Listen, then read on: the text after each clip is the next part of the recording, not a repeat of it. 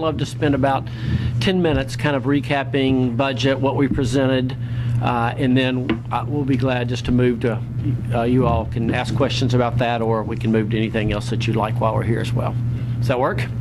Good. Well, let me just, the budget, as we all knew, and you all knew as well, was a tough one this year. The best way I summarize it to this is we had $260 million in new money. Of that, we're spending 120 in K-12, 180 is going to TennCare, and 40 is going to health insurance. That's where we started. So we started out negative 340 on plus 260. We started out 80 in the hole before we did anything for a social service cause of any kind, a raise, higher ed, anything. So we knew it was going to be a difficult budget. What we tried to do was obviously make reductions in those places that we weren't directly serving people, that were more administrative costs. And to minimize the pain, if you will. There is a broader overall theme here that in state government we're continuously going to have to be making adjustments because TennCare takes up a bigger and bigger chunk of our budget. It had grown to be 35% back 10 years ago or 7 years ago before Governor Bredesen cut the rolls. When he cut it, he said, I want to cut it to where TennCare is only 25% of our budget. And so in 2009 it was 25% of the total budget, and he said, that's where I want to keep it. Well, today it's over 30% again. And it's the relentless cost or the relentless increase of healthcare costs are just a reality. And I say this to folks that work in administration, I say it to some of my Republican peers in the legislature, it's a reality. So people are always saying, well, why are you doing this? Why are you making this cut? That's where we are, and Medicaid is going to continue to do that regardless of what we do on expansion. The other big area, obviously, that takes the dollars is K-12. And we're committed to, like I said, both with teacher salaries and funding the BEP formula to continue doing that. I just think it's that critical. So when you have those two, when you talk about managing the state's budget, it's really about managing those two items, trying to leave room for everything else that you can. But it's like those are the two big walls that are always pushing in on you that you're trying to manage around. On the capital side, we didn't do a lot this year because we didn't have a lot to do. So on higher ed, we basically did some capital maintenance that's fixing the roof type stuff, and 2 buildings around community colleges. As we get into our discussion about higher ed, we obviously have to increase both the capacity, both quantity and quality-wise, in our community colleges, and 2 of the big areas are right here in Williamson County, and then north and in Sumner County as well. So, like I said, the budget is fairly. Other than that, did I leave out anything of the highlights? Like I said, I'm trying to hit this so we can just go to talking about whatever you want to. Our big focus is obviously still K-12 and higher ed, and as I said in the speech, I don't think the progress we're making, which is by accident. I do think the steps we've made, particularly around the evaluation process, but about raising standards is critical in Tennessee. And the example I give before is, or I give all the time is, when we were saying 90% plus of our kids were proficient, but 70% of them needed remedial work when they got to community college, well, something's wrong in that picture. And I said, it's like we were telling all our parents, well, your kids can all dunk. Well, they were playing on 6-foot goals. And so when they moved to 10-foot goals, they weren't quite as good. And so we really were doing everyone a disservice.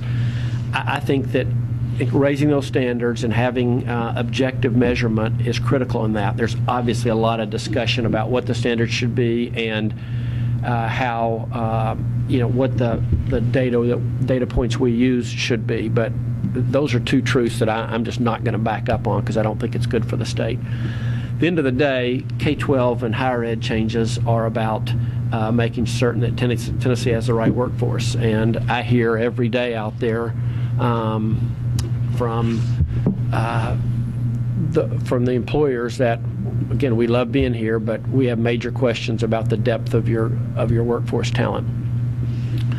One of those things then is shifting into, until I'm going in rapid forward here so we can save more time for discussion. The higher ed really has to be a focus for us, and the whole drive to 55, like I said, we're moving from 32% of our population having a degree to 55% is critical.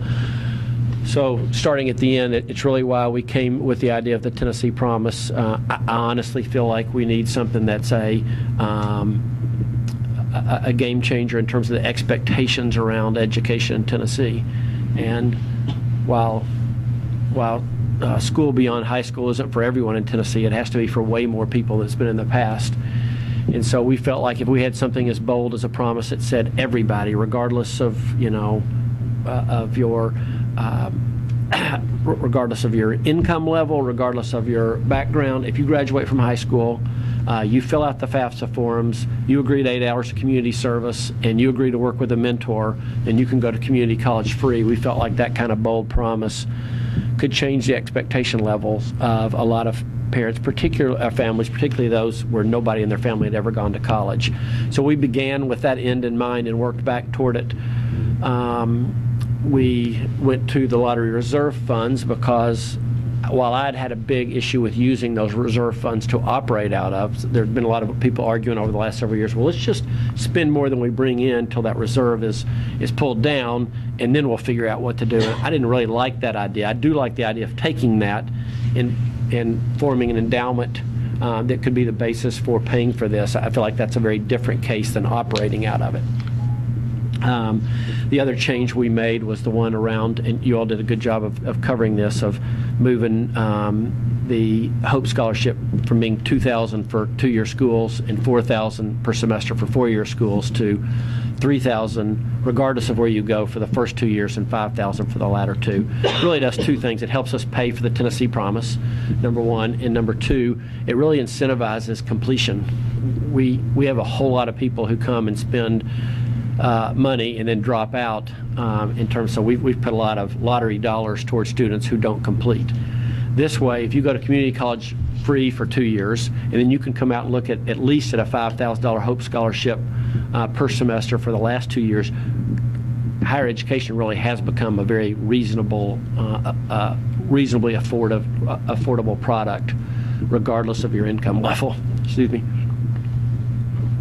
The other focus we have are on things that get students ready for college. Like I said, if 70% need remedial work, the problem is if you need remedial classes once you get to community college, more than likely you're not going to graduate. And it's logical, right? You go and you're taking all these hours, and then you realize, well, I haven't really actually, even though I'm here and I'm going to school, none of this counts yet because it's all remedial work. And those kids, all 90% plus of them, drop out. The idea is to move the remedial work back to high school, and so we started a program called SAILS that's in place now that Chattanooga State started.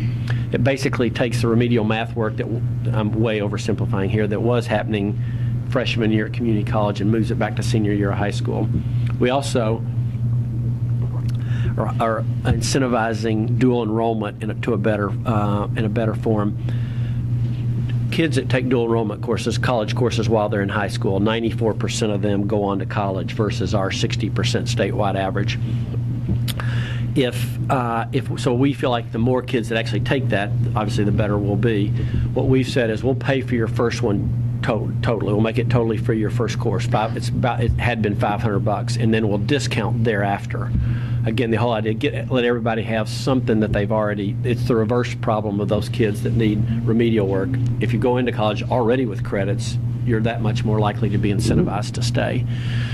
Our other big effort is around trying to reach out to the almost 1 million Tennesseans that are adults that have some college credit but not a degree. Doing that 2 or 3 ways. A program of predictive analytics, is that right? I'm always saying this wrong. Predictive analytics, where the colleges, we're going to pay for the programs for colleges to go back and say they can look out at their graduates who are the people who have some credits with them but haven't graduated, and say, okay, he's got X hours of credit, he did well, we're not sure why he dropped out, but he has a reasonable chance of going back, and then they're going to go back and target Frank with a specific, ask in a way for him to come back to school. The other thing we're doing is a lot more efforts aimed at, if you think about it, that there's a whole lot of people out there that are 40-year-old single mother of 2, working 40 hours. She might work here. There's no way she's going to go back to college the way we think of it. And so a lot more online and a lot more competency-based education. The old model of higher ed has been around time in a seat, right? 15 hours, you take 15 hours, you sit X amount of time in the seat. But say you have somebody here in your accounting department, she's been working as a bookkeeper for 15 years. She probably really doesn't need to take Accounting 101. She's been living it and doing it. So if she can test past that and get that much further down the road, that's that much more likely she's going to get a degree and then have a lot better opportunities. So the ideas are all around getting them in, which means better prepared, getting them out with programs that encourage completion, and then reaching out to our adult learners that, like I said, for whatever reason haven't completed.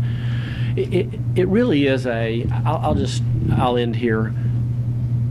It is not a small challenge at all. I understand that the hill we're trying to climb to get from 32 to 55, but I also don't think I'm exaggerating at all to say I don't know if it's the critical challenge facing us as a state, but if it's not it's one of the 2 or 3 biggest if we're going to be where we need to be 10 years from now. There's no question that increasing the education rate attacks everything else from our health standards to number of people in correction facilities. You can keep going down the line of societal issues. So I'll stop there, and I'll be glad to answer questions about that. Maybe we won't take questions about anything I've talked about there first, and then we can move to anything else you'd like to talk about. The predictive analytics, is that based on what was happening up at APSU? Is there? Yeah, that's 2 things. So actually, thank you. The Austin P program is one that's actually modeled after, the way Pandora or Amazon or Netflix makes a recommendation to you. Hundreds of thousands of transcripts, your gifts and skills, how you've done on classes before, and says, Frank, hey, I know you'd love to be an engineer, but it looks like your skill set's a lot more this way, and then obviously things that people tend to like a lot better, things that they do well in helping that to happen. Predictive analytics is same concept but different. It's for the universities to be able to go back and look at people out there and say, again, Frank took, he finished 2.5 semesters at Austin P, and we're not sure. We don't know if maybe his dad died, maybe who knows what happened, but for whatever reason he dropped out, but he was on a path to finish. And so that is, we're going to go back and find Frank and encourage him to come back. Can you talk about the readiness of our 2-year colleges here in Tennessee in terms of what would be an expected increase in enrollment, both in the buildings and the staff? Yeah, so what we've seen, the good thing about this program is we have a couple of really good pilot programs out there. Tennessee Achieves, which started in Knox County, has now been underway for 5 years. What they've seen is basically they're increasing the market penetration about 15, a little bit more than that, 15 to 16% in terms of number of students who are going on to college they basically have had a last dollar scholarship program there for 5 years. So you put your finger on what I think the big challenge is that, again, both in quantity and in quality, having our community colleges be ready for the new mission that they have. So I think you'll see us both in funding, how we allocate the state's assets, putting a priority there, and in making certain that Tennessee Board of Regents understands they have their mission's going to look a little different going forward. And so, though, while the tuition's free, there's going to be costs associated for it to be a promising. So, I mean, in terms of staff. Yeah. For the schools. Yeah. Right. Okay. Exactly. Thank you. So, but if they're actually the numbers work for the schools themselves with the increased student body, that will actually help the schools. We're operating right now at our community college system-wide at about 55% capacity. Okay, now that's not, it's like everything else, it's not 55% across the board. Where we have high areas of growth, Middle Tennessee, some other places where you see we're at 80% of capacity, but system-wide we're at 50-55, and we think we can take that in. The challenge will be this. The challenge will be, there are a lot of people that feel like one of the reasons college tuition has gone up so much, I'm talking nationally, is so few people actually pay for it because they have grants and scholarships. And so the universities keep saying, well, yeah, we know the cost has gone up, but the net cost is just this, so we can raise tuition. And there have been a lot of people that, and we asked ourselves the same question before we did this, are you just asking for the system to increase the tuition because now it's free? There's not a customer at the other end saying, whoa, you just went up 8%. And so I think the pressure is going to be on us to make certain that the system controls tuition increases, if you know what I'm saying. How do you respond to some of the skepticism that some of the four-year institutions are having toward the program? I think the president has shown some skepticism toward it. And we weren't totally surprised by that. Again, ultimately, our mission is to try to get a lot more Tennesseans to go to school beyond high school. And by the way, in this, we've totally left out the conversation about our colleges of applied technology, which are literally some of the best assets we have in the state. But going back to the four-year schools, I think they now have a mission that they need to be out actively recruiting the very best students they can. And they have a different mission than the community colleges do, and they should hopefully be able to go into high schools and sell that. I was encouraged to see the University of Memphis's applications are up over 50% this year, and they have an aggressive policy out there in the community saying, come to University of Memphis, here's why. So you feel they have to do a better job at that, since that is going to be $1,000 less for those first 2 year students? I think there will definitely be a necessity for them to be out, again, selling their product. But also, in the end, as a parent, you're saying it used to be 4 the whole way through. Now it's 3 for 2 and 5 for 2. While there might be a little bit of a cash flow issue up front, in the end of the day, it's not. I don't think it's that big a difference to the parents. Have any of those college presidents challenged the basic assumption that it should be completion-based and not based? Not really. I mean, this happened before I came in office, so I can brag on it. When Tennessee went to the Complete College Act back in 2009, that was a really big deal because we started funding colleges based not on enrollment but on completion, which was, so now if you're the provost, you have a lot of incentive to make certain that those classes are available so that, Ted and Maria can actually graduate in that period of time, because that's how they're getting funded. You have an incentive for the college advisor to say, all right, Bill, for you to get out, here's what you need to be doing. And that's why I actually think you're seeing our colleges, to their credit, they've changed a lot since that act. And again, I'll brag on the act because it happened before we got there, but it was a big deal for our higher education system. Along that line, you mentioned Memphis. Is there a four-year institution that you think is doing the best job of four institutions? That's a hard question to answer, Frank, because they all have such different missions. UTK is never going to have a hard time filling up their class with qualified freshmen. Just within the UT system, UT Martin, they can use more students. UTC has a little different deal. So I don't know if there's one that I'd say that's doing a better job. I don't know that I have an answer there. Have you had any conversations, or do you have a response to Steve's concerns about changing the Hope Scholarship and using the lottery money in this way? I only I saw your all's article and somebody else's this morning, so I haven't talked to Steve about that. And the idea of raiding the lottery reserves, well, I would argue we have $400 million in the lottery reserves. What are we doing with those? Okay, and I'd be against anything that had an operating loss plan of using up those reserves. So I think that's good. Steve's point would be, hey, let's use that to pay more of the cost for the students we are now. It comes down to this. It comes down to, do you want to argue for more for some or some for more? And where we are in Tennessee right now, I think we need some for more.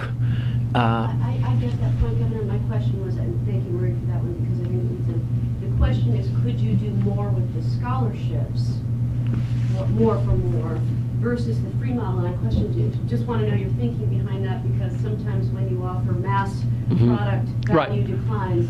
And I think right now, Tennesseans need to understand the value of education and have something to aspire to, and it's a cultural piece as much as anything else. We had that internal argument a lot. I think it's a fair question, okay, and we argued about it amongst ourselves for the last year about that. In the end, I felt like what you said, we have a cultural issue with valuing education. I think we have the same issue with people thinking it's not accessible to me. And there's a lot of families out there that go, "You're kidding? Wow, I can go to college for that." And the truth is, for most families, particularly low-income families, by the time they apply for all the scholarships, the gap is not that big. But in their mind, the gap is much bigger because they don't know how FAFSA works and they don't know the aid that's available to them. Is that different from other states? I mean, significantly different? Significantly different. Is that perception significantly different? I don't know. I mean, I don't know. I just know after thinking about it and working through it and understanding that concern, I feel like we needed something that said to the state, college is for you. You never thought it was, but it is for you, and you need to think that it is, because the world's changed from what you think it is. It's a really fair concern. We just think to go out and to say to every Tennessean, you can go to 2 years of college free could change that culture more than anything. Worry that's sort of a healthcare model currently as well? Well, we do. That's an interest. Others have made that analogy. I think the difference here is hopefully there's different things on controlling the cost on this that there's not on healthcare. I mean, it's a very good question. The point you make is the point I make about healthcare is it keeps going up in cost because the payer is not paying for it, which is a legitimate point.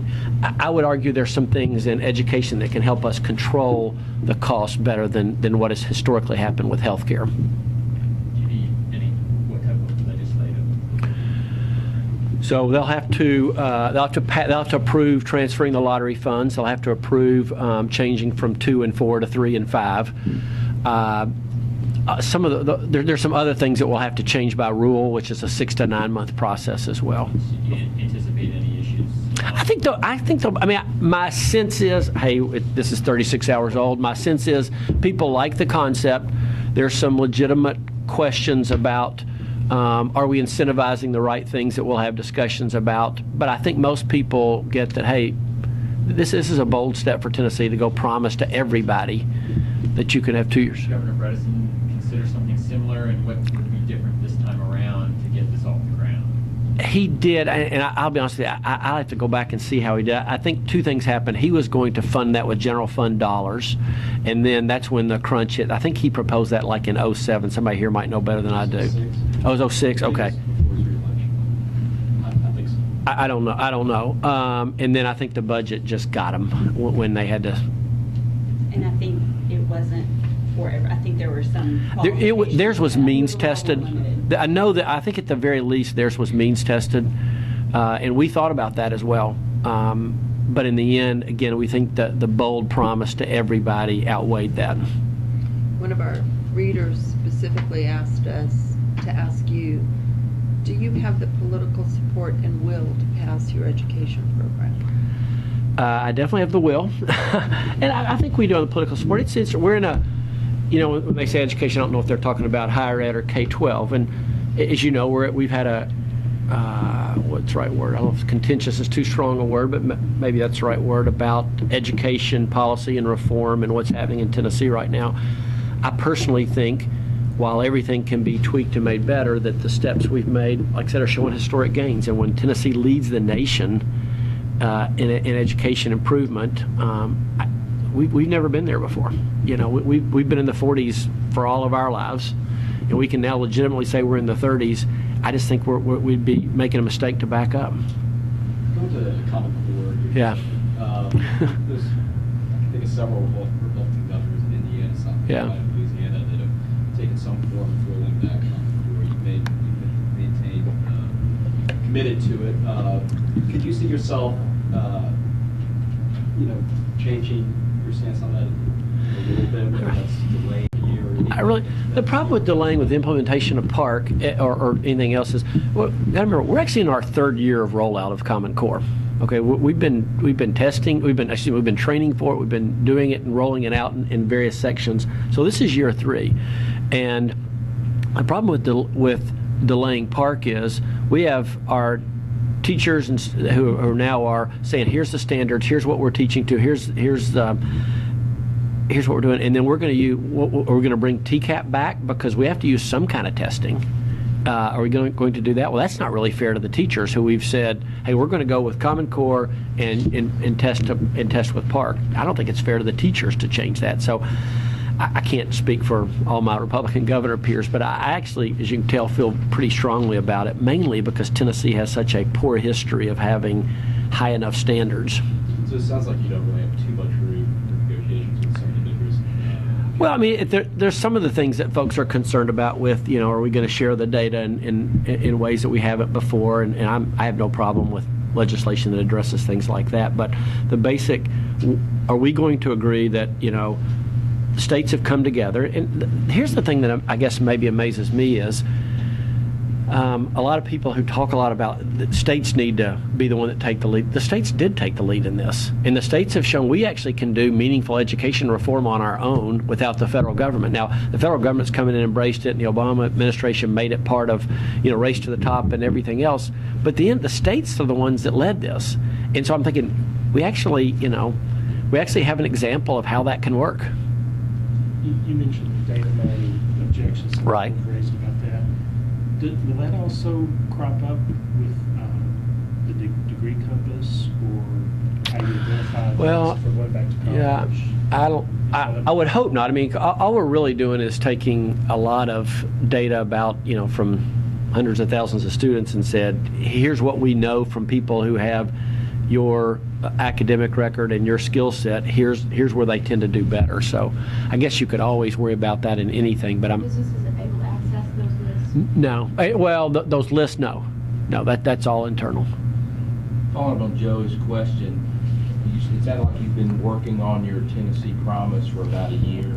We have, that's fair. Did you engage legislators in that development process? We have some. We've actually been, when you're working through something like this, it depends on the nature of it, like who all you pull in and when. And so there were some legislators that we talked to as we neared the end to say, here's what we think, what do you think?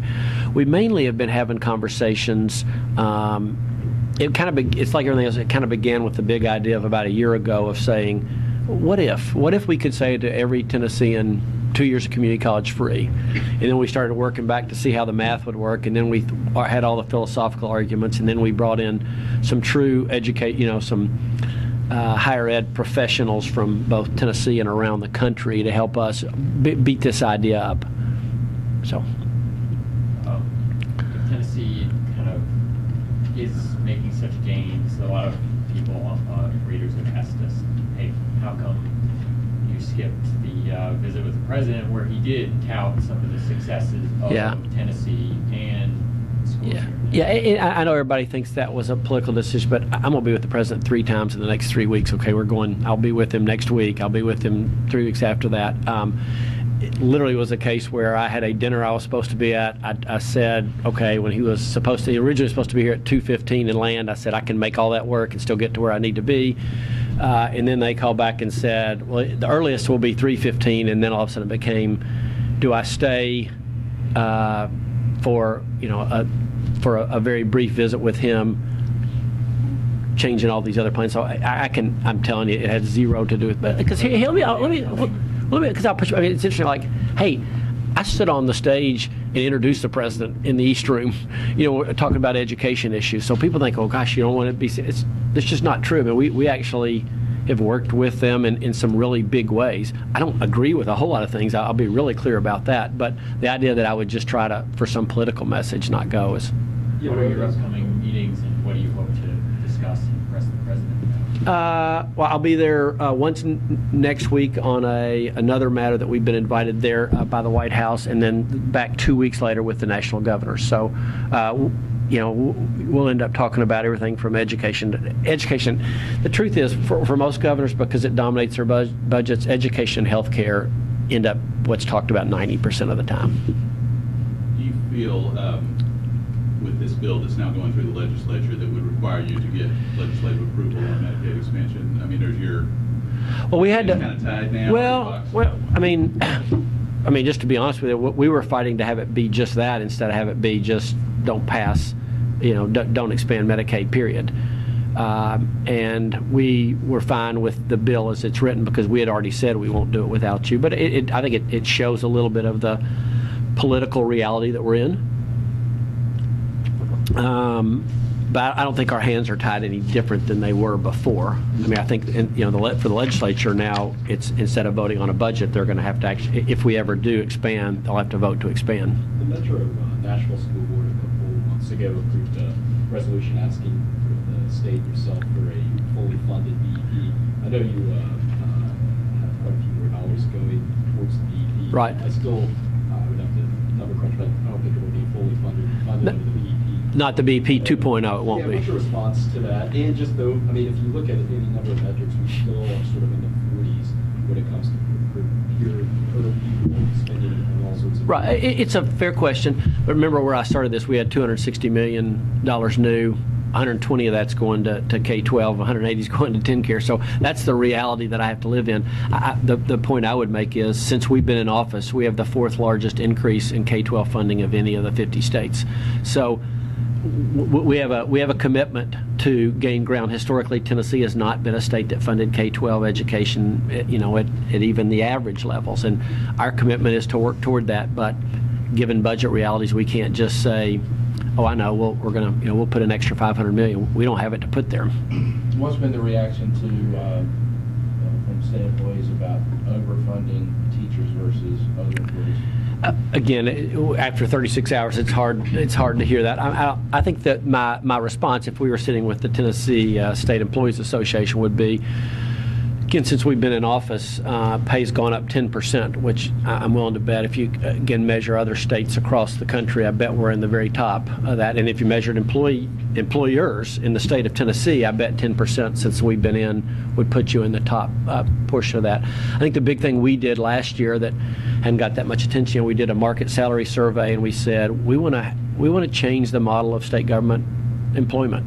Before it was, we're going to pay you really weak poorly. We're going to give you good long-term benefits, and we're going to make it so that it's hard to ever lose your job. Well, I don't believe in that model of employment. I don't think that's the best way to have great behavior. And so we said we're going to change it. We're going to try to pay you a lot closer to market. We're not going to say you have a lifetime job. We're going to change civil service, and we're not going to have promotion happen by whoever's been here the longest. I think our model will prove out to be a better operating model in the end.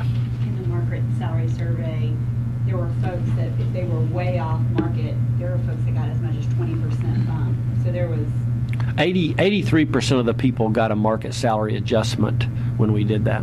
which was over across the board, Yeah. which was over and above across the board. Switching gears, here in Nashville, there's been a lot of discussion about bus rapid transit Yeah. and other transportation issues.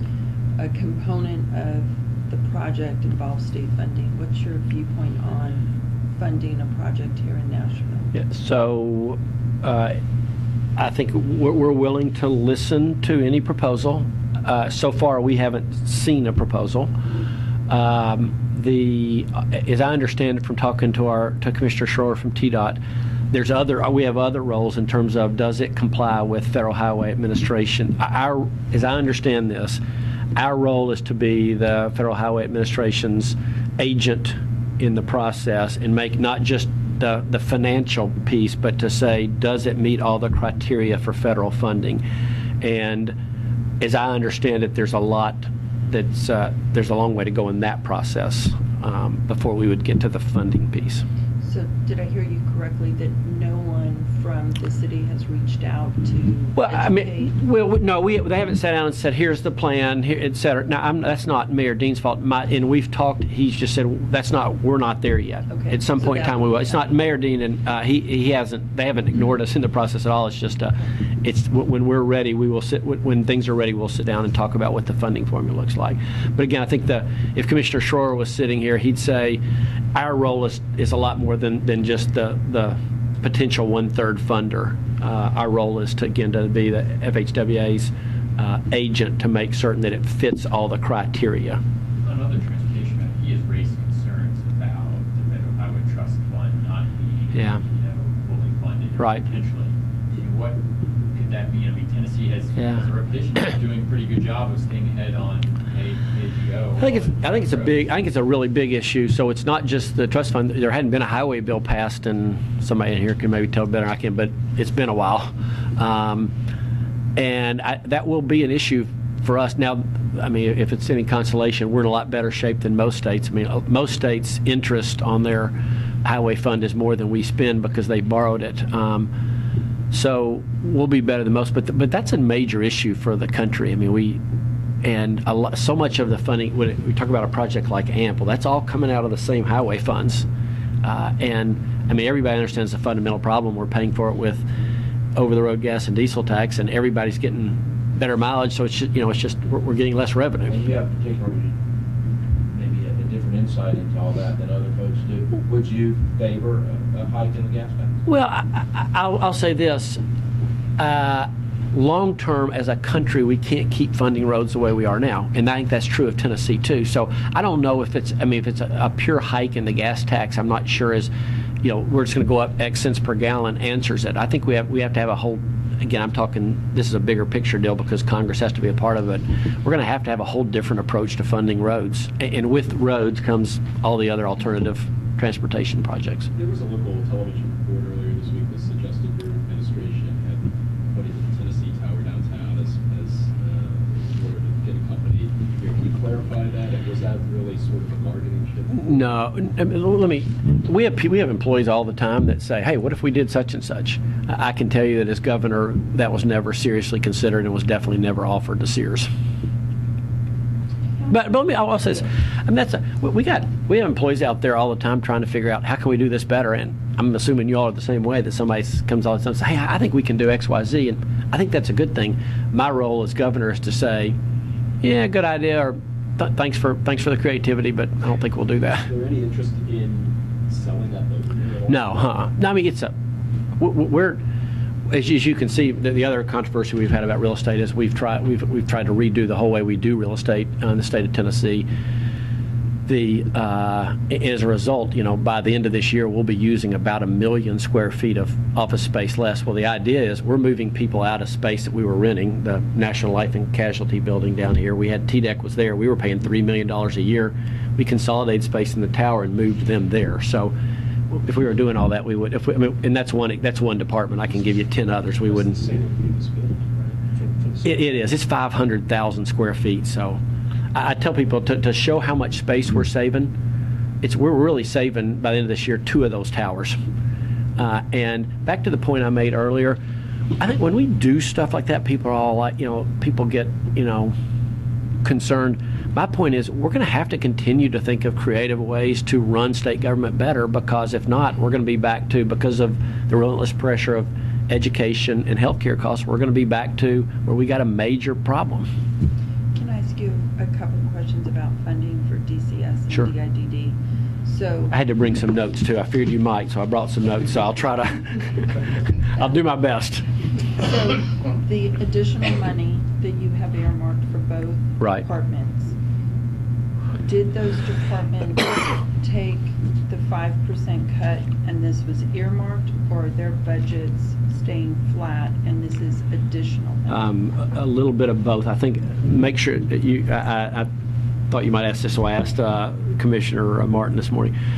They didn't take 5% cuts. They took, like, About 2.5 to 3, I think. no, that's $3 million, not, so it was like about, I can get you the percentage, it was like a 1% cut.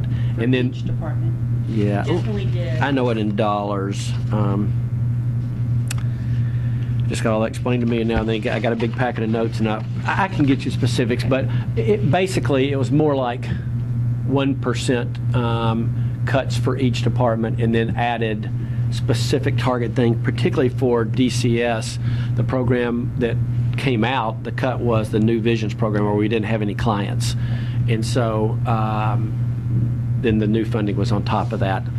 I think it's 1.1 for DCS, but I'll double check that. I think that's Just right. get that to Anita, that would be We great. we can get you that. Okay. And I do have a question about the PIDD budget. I noticed that you are proposing to add funds to take some of the folks off that waiting list, Right.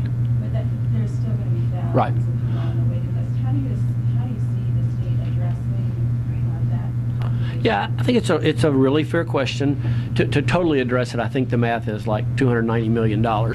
And again, it's a little bit like the question about fully, funding BEP 2.0. Would we like to do that? Yes. Can we do that overnight? No.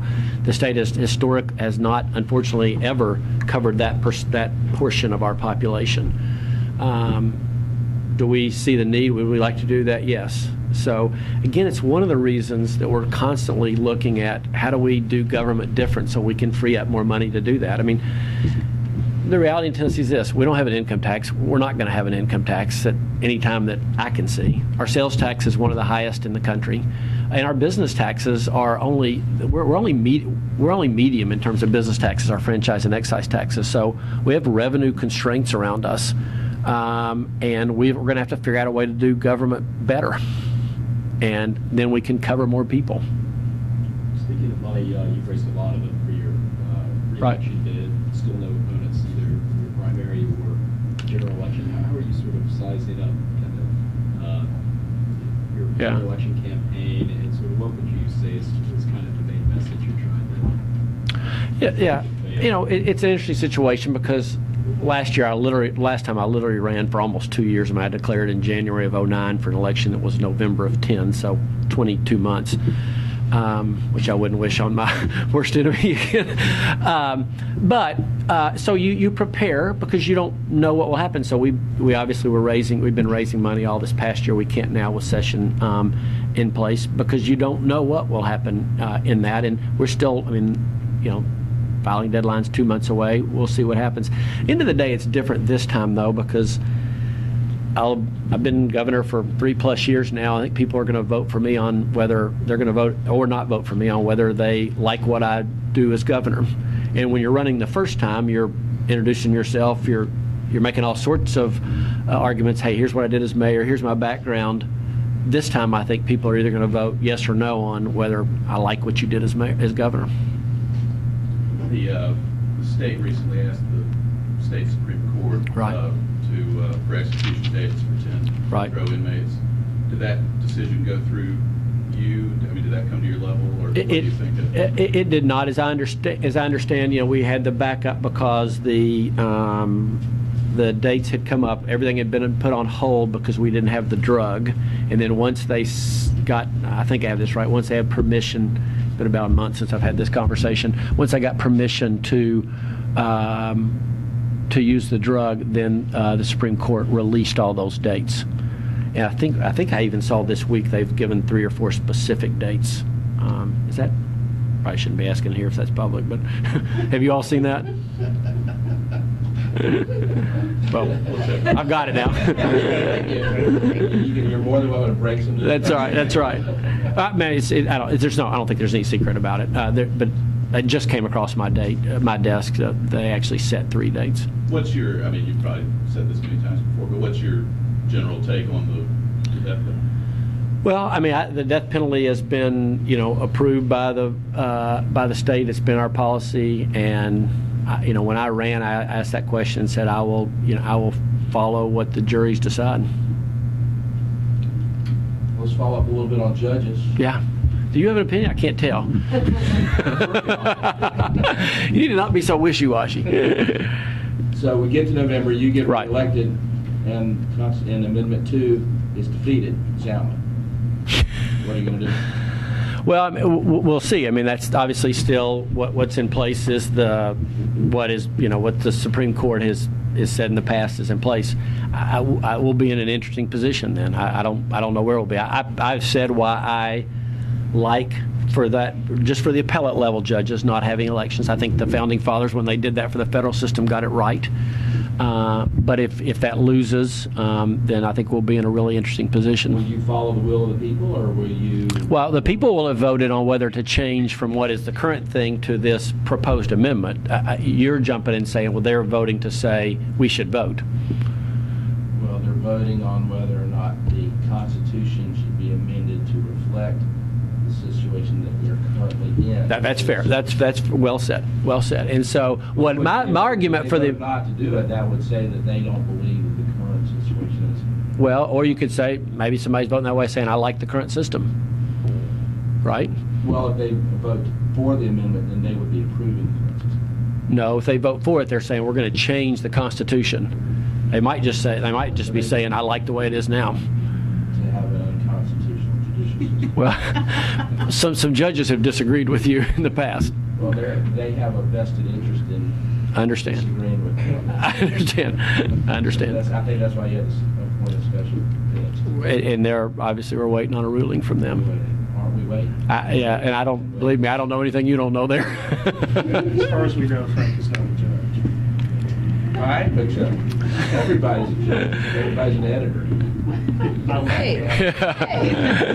It's just the reality of the business. That's right. Everybody's a school teacher, and everybody's a governor. That's right. I want to give you one of our readers' questions. It's a little long, so let me just read it to you. How do we become a state where talented and smart people want to bring businesses and families? Are the constitutional amendments to preserve hunting, pro-gun, and paranoia legislation to resist UN agendas really going to do it?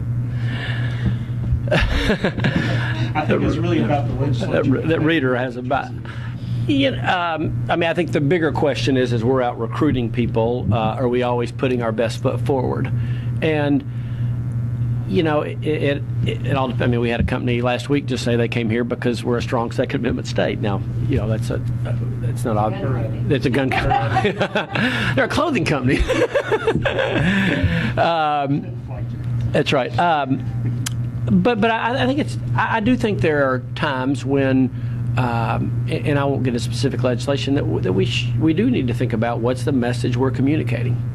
And I think that's a fair comment. And the point I try to make all the time is, back to Frank's point about everybody's a judge, everybody's a governor. About how you should do things. The point I'd say, well, great, come be governor with me, but realize there's two fundamental realities. When we're out competing for business to bring them here, it's an incredibly competitive world. I mean, it's not like the other states are sitting around going, oh, yeah, it's incredibly competitive, and businesses they're way more analytical than they ever used to be in the past.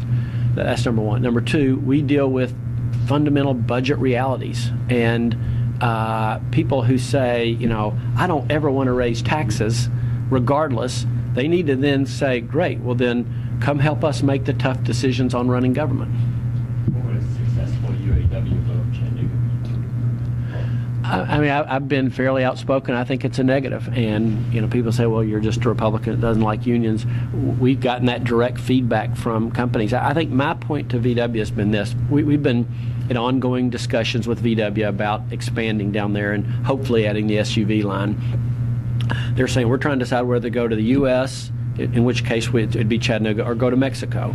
And we have a cost differential in building the car in the U.S. versus Mexico. And so we've been working hard to try to cut that cost differential. They've also been saying we need more suppliers around closer. At our plant in Mexico, we've got this huge network of suppliers that are right around us, and you need to help us make that happen in Chattanooga. And my point would be, if UAW comes, we won't be as effective at helping you bring that supplier network in. The Mexico plant has a German-style works council. There's a German-style works council, which is they would argue, is very different than the UAW. Are you doing anything actively to really lobby or push this in one way or the other? I know Clark Ramsey's campaigning and really pushing. Yeah. Well, I think we're trying to be really clear. I think that there are some ramifications to the vote, and in terms of our ability, again, to attract other suppliers. And by the way, when we recruit other companies, that comes up every time. I think this is a unique situation. Typically what you have is you have the union, and they're organizing, and the company saying, okay, we're going to make the counter argument to that. In this case, you don't have that. You have Volkswagen, because of their culture and because their board is half IG Metall, which is their union, is half members of the Works Council. So you have a unique situation where you have the UAW being able to come in and say, here's why you should do it, and the company saying, we're going to be completely neutral. Well, there's really nobody making the other side. Have you communicated that this week to VW? We have, and we've told the company that, it's, again, from our standpoint, we have concerns. And again, I said, what I've told them is our concerns are your long-term objectives. You've been saying you need to cut the cost of producing a vehicle, and you want a better supply network close to you. And I'm not certain how the UAW helps either one of those. What is your, or how important is it for you to get school vouchers passed this year? I mean, how would you characterize that? I mean, is it top priority? I think this. Everybody knows, we've had a pretty aggressive education agenda, and I think we're making some real progress. I believe in vouchers. I really do. I think particularly low-income parents they're in failing schools, should have a choice. I do believe that. I believe the big impact of everything else we're doing across the state in terms of affecting a lot of kids, I have to take that into consideration in terms of the overall education initiative. It's really why I've said I think a measured approach makes sense. You have a lot of districts saying we're really worried about that, particularly rural districts. We have 2 elementary schools. They both have 2 second grades. If with 20 kids each, if we lose 4 kids, the numbers don't work for us anymore. So I'm really sensitive to that. So what I've said is, I believe in the concept. Let's test this out. Let's try it in those bottom 5% performing schools. Those are the ones that we're already responsible for through the Achievement School District. So let's operate on ourselves first. It'll be the schools that we run right now, primarily, or that we're responsible for. And with low-income kids, the schools that primarily we're responsible for, let's see what the impact is. And then as a state, we can learn from that more measured approach and see if a broader experience makes sense. I guess it just never seemed to me like it's on the top of your to-do list. I mean, is that fair to say? There's a lot of other education. Well, I feel like, again, for what we're trying to do, I mean, there's a lot of things as governor that you like to do and you believe in, and you can't do everything. And so what you have to decide is, what are the things that will have the biggest impact? I believe in vouchers. I really do think they're the right idea, particularly for low-income kids. We're also trying to, defend Common Core, and we're trying to have people that are pushing back against using TVOS data for evaluations, and we're trying to pass a higher ed plan. I got to look at the impact of all that. And I do think vouchers can be a piece of that, but I think they're going to be a piece of our strategy. They're not going to be the heart of our strategy. I'm going to ask you 2 more questions. One Okay. is from a reader, and then one I just would like for you to expand a little bit more. One of our readers wants to know if you are going to support the hemp legislation. And then what I would like to hear a little bit more on is why you think the $61 million is so important to spend on the fast track infrastructure and the job training assistance. If you can just expand on that. Sure, I'll be glad to. The hemp legislation, I actually don't know. Senator Nicely's brought that up. I initially kind of, to be honest with you, thought it was more of an amusing thing. I now understand people are starting to see some validity in that. I haven't done the work enough to know, is there some real reason to do that? I mean, I've heard the arguments about all that hemp is used in terms of manufacturing different products and what it produces per acre versus our typical cash crop. They thought it would be an economic boon for rural parts of Tennessee. I've heard the argument that you get X $100 per acre for farming hemp and half of that for our other products. I don't know enough to have an opinion yet. Okay. The other one, fast track. Yeah, I think it's this. It's, again, back to what I said, when we're out competing for business, it's tough. And so Hancock, who put 1,800 jobs up in Clarksville, they narrowed it down to initially like 20 sites and then to 6 sites around the southeast. And it's hand-to-hand combat in terms of attracting those jobs here. And so when we bring an Aramark here, or a UBS, or a Calson at Kansai, or a Hankook, all of which have happened within 50 miles of here in the last 3 or 4 months, to unilaterally disarm and say we're not going to be in the incentive game is, I'd like to do that, but it's just not realistic. And you also do that when you bring in companies, you also build your brand. And building your brand is important. I mean, we won State of the Year for business development last year in new ways. And I'll say that some of that we're building on stuff that the prior administration did before. So I understand people go, why are we doing this corporate welfare? And I very much understand the philosophy, but without it, we're not going to compete for a lot of these jobs we're bringing in. Like a Volkswagen, they would not be sitting in Chattanooga without what the state put in there. They would be. I think they were going to Huntsville, Alabama. Can I ask one more question? Sure. I'm not sure if you've taken a public position yet, but I'm interested in your position on Amendment 1, which is the abortion. I've said that I'm for it. Yeah. We actually are going to, on all 3 of those amendments, say we're going to be for voting yes, yes, yes. What's the White House event next week?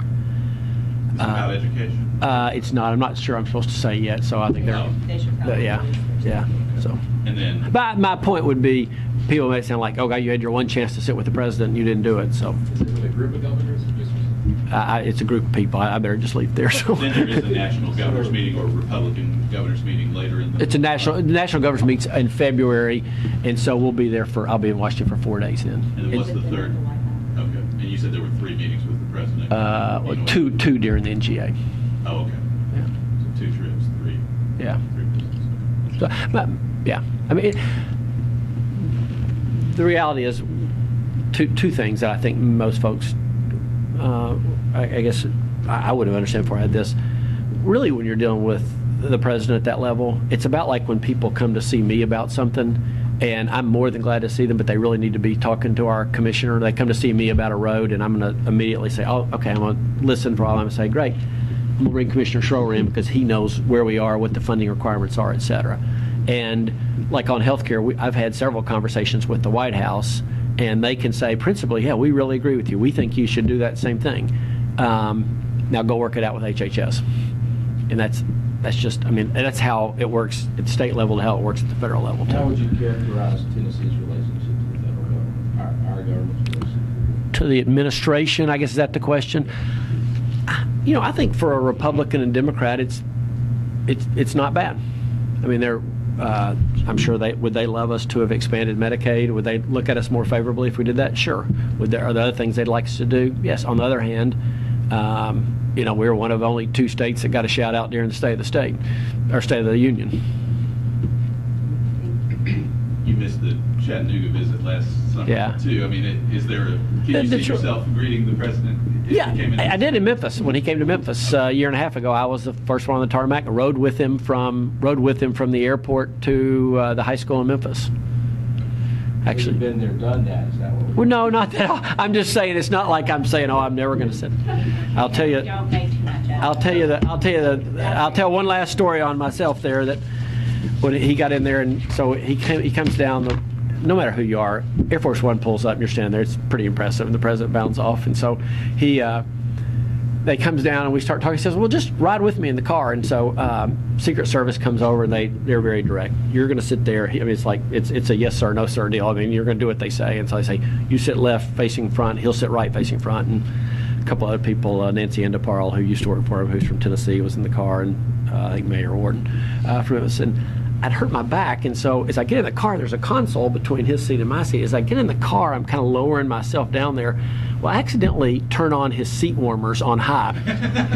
And so I have this really awkward, and I see him, and he's like getting in. I think he's at that same time getting in. I'm thinking, okay, do I just do nothing? Or do I reach over and lean over and say, excuse me, Mr. President, I just turned your seat warmers on high? Or do I casually try to flick them off real quick, it's like he won't see? And so I'll just punch them off real quick. Well, unfortunately, they're on high, so it took me 3 punches, and he looked at me like, What are you doing to my seat warmers? That would be great. Put him on the hot seat. That's right, exactly. So, does your father still harbor dreams of you riding in on Air Force One? I hope not. I hope not. I don't know that he ever has, and that won't happen. Thanks.